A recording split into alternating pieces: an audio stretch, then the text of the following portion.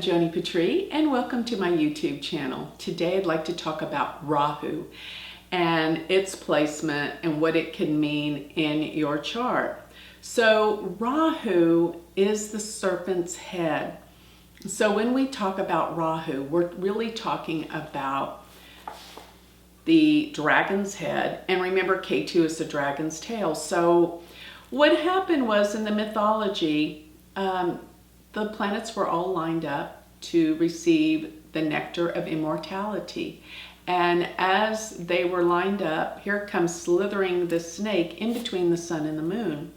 And before the gods could be alerted, it had drank the nectar of immortality, Amrita. And so then Lord Shiva threw the disc, split the serpent in half, but it had already drank the nectar, so it couldn't die. So when we have the dragon's head or the serpent's head and the serpent's tail, which is Ketu. So Rahu is the head, which deals with the thinking, it deals with the mind, and I believe it can deal with obsessional qualities, such as when Rahu's conjunct planets, it brings obsession, it brings extremes, and it will expand the qualities of any planet it is next to. So it's like a planet on steroids, but sometimes it can have this negative effect because too much of a good thing is too much of a good thing. So Rahu can deal with specifically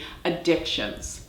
And sometimes I find with Rahu being conjunct the sun, it might be that the father can have addictions, whether it's, drinking, gambling, anything. Womanizing something is over the top to an extreme, because that's what Rahu's all about. It's this poison which is of the materialistic world. So you see, Rahu is of the materialistic world, everything to do with that. So it can bring fame and fortune, and many times does, but if it does bring fame and fortune, it brings an array of problems that are attached to possibly being famous, where you can't go out, be amongst crowds, you're, constantly on alert, things like this. It always has this, it always has these repercussions that will come along with too much of a good thing, such as obsessions and addictions. It rules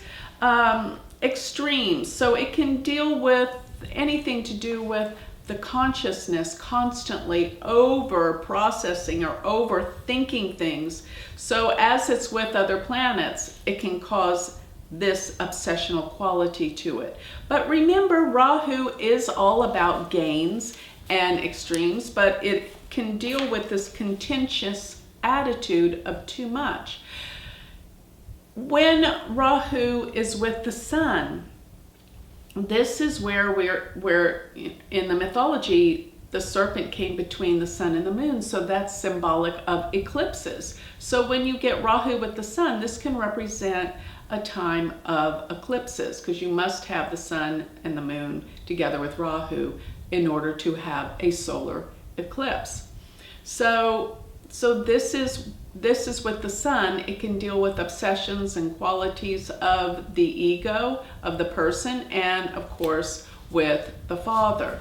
Remember that Rahu is what brings us into this world, because it is what we call the ascending node, and the nodes are, Rahu and Ketu are the north and the south node of the moon. So Rahu being the north node of the moon, it is where the moon crosses the ecliptic going upward. And the ecliptic is simply the path of the sun around Earth from our vantage point. So where the moon hits that ecliptic, that point in space, going upward is Rahu. So it brings us into this world. Whereas where it hits the ecliptic going downward is called the descending south node, which is Ketu, and Ketu takes us out of this world.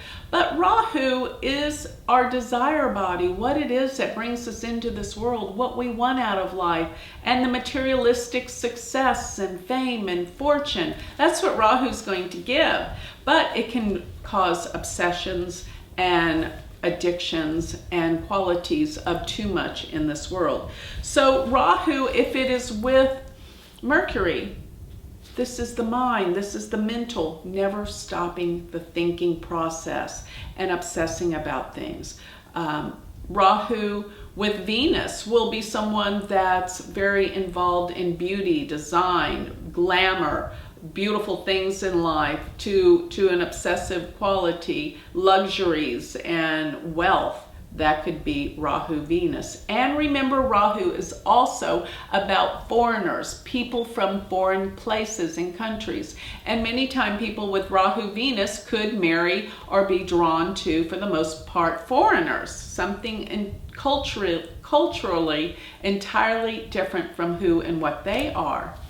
So Rahu being with Mars can be someone that is an athlete, strong, vivacious, powerful, driven, courageous, accident prone, but they can't stop going. And it's also, a very sexual drive, Mars, Rahu, and Venus Rahu can also be sexuality and sensuality. Rahu conjunct Jupiter can be extremes, but it can cause problems with children. Rahu conjunct Saturn can be this very strong focus energy, and it can actually be a positive in many respects, to be able to focus and organize and be that person that creates.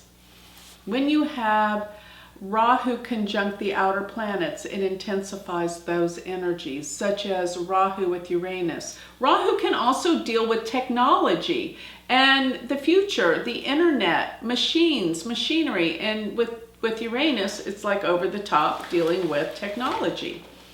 Rahu conjunct Neptune can be the spiritual mysticism that's over the top. If it's conjunct Pluto, this can be extremes with fighting or violence or control issues. So throwing Rahu through the houses, Rahu in the first is going to make the person maybe large, tall, of stature, these type of things. In the second house can bring wealth and money, but problems in early childhood. If it's in the third house, you may be the youngest one. It can separate and cause problems with younger siblings, but be drawn to an area of computers and technology. Rahu in the fourth, problems with the mother and issues. Rahu in the fifth can represent children that are difficult and maybe famous, extremes. Rahu in the sixth actually is great for health, creates a strong immune system.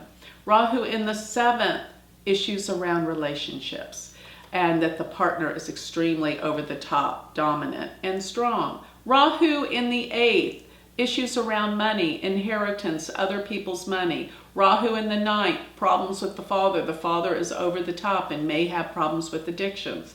Rahu in the 10th, great career success. This brings what you desire into your life through your work and career. Rahu in the 11th, you're the oldest one in your family, or there is a distance between you and the eldest. And many influential and powerful friends in your life. Rahu in the 12th, you are drawn to foreign lands and countries. So Rahu's gemstone is hezonite, and I strongly discourage you to wear it, because many times they say that Rahu, with its extreme power, it can deal with cancers. And do not wear the gemstone, because it could cause worldly success, but problems in the health. I wouldn't temper with it. Parashara, in the old text, that it is believed that Rahu is exalted in Taurus and debilitated in Scorpio, but I haven't seen that to prove out completely. I think it could be reversed, and I do know this: Rahu does extremely well in air signs, and I like Rahu in Aquarius. It's good in Gemini and Libra, but Aquarius is my favorite. So that's where I think it picks up positive strength, because remember, it deals with the thinking capacity, the mind, and consciousness, because it is the head of the dragon, but sometimes it can lead to obsessional qualities in our thinking, being totally consumed with the materialistic world and things of this world. Therefore, it leads us away from our truth and our spirituality. So with that, I would like for you to go to my website if you need to know more information, and that is galacticcenter.org. And if you would like to learn Vedic astrology, go to my university, University of Vedic Astrology.com. Thank you.